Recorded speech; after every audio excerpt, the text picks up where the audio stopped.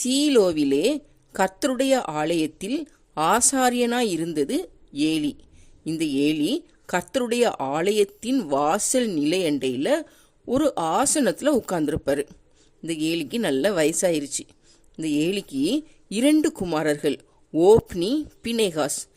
இந்த 2 பேரும் தான் இப்போ கர்த்தருடைய ஆலயத்தில் ஆசாரிய பணியை செய்து வராங்க. ஆனால் இவங்க 2 பேரும் கர்த்தருக்கு கொஞ்சம் கூட பயப்படாமல் கர்த்தருக்கு விரோதமாக பாவம் செய்து வந்தாங்க. இதனால் கர்த்தர் ஒரு தேவனுடைய மனுஷனை ஏலியிட அனுப்பி அவருடைய வார்த்தையை சொல்லுவார்.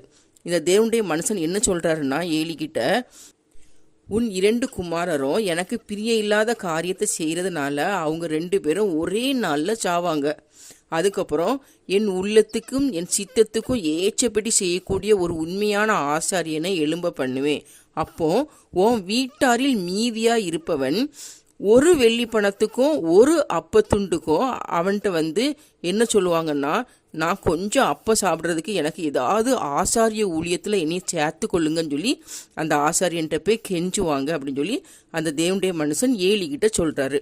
அதுக்கப்புறம் இஸ்ரவேலருக்கும் பெலிஸ்தருக்கும் ஒரு யுத்தம் நடக்கு. அந்த யுத்தத்தில் கர்த்தருடைய பெட்டி பிடிக்கப்படுது. இந்த ஓப்னியும் பினேகாசும் மரித்து போகிறாங்க. இந்த செய்தியை பென்யமீன் கோத்திரத்தனாகிய ஒருவன் படையிலிருந்து ஓடி வரான். தன்னுடைய வஸ்திரத்தெல்லாம் கிழித்து தலைக்கு மேலே புழுதியை வாரி போட்டுக்கிட்டு சீலோவுக்கு வரான். ஏலிக்கிட்ட இதை அறிவிக்கிறான். அப்போ ஏலிக்கு 98 வயது. இந்த ஏலியால் பார்க்க முடியல, கண்ணு மங்கலாக இருந்தது. தன்னுடைய 2 குமாரர்களும் மரித்து போனாங்கிற செய்தியை இந்த ஏலி கேட்குறாரு. அதுக்கப்புறம் தேவனுடைய பெட்டி பிடிபட்டது அப்படிங்கிற செய்தியை கேட்ட உடனே இந்த ஏலி என்ன பண்ணுறாருன்னா, ஆசனத்திலிருந்து வாசலின் பக்கமாய் மல்லாக்க விழுறாரு. விழுந்து அவருடைய பிடரி முறிந்து செத்து போனார். இந்த ஏலி இஸ்ரவேலை 40 வருஷம் நியாயம் விசாரித்தார்.